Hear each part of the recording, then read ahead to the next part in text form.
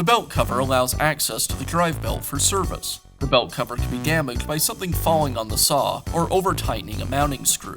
This will usually lead to a cracked or broken off mount. Sometimes the cover can be damaged by a failed drive belt or a loose belt pulley.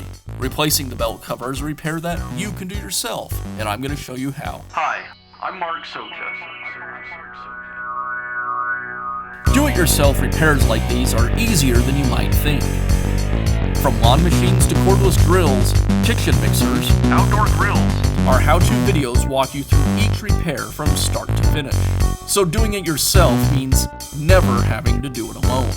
Let's get started. Before making any repairs to your miter saw or any other power tool, make sure that you have it unplugged. The belt cover is secured to the saw with 3 screws. I'll go ahead and remove those.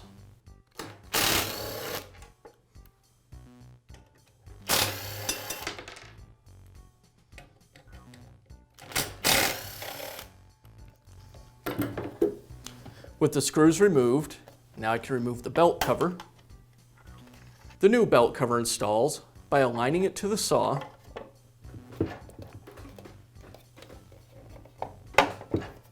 and securing it with the screws.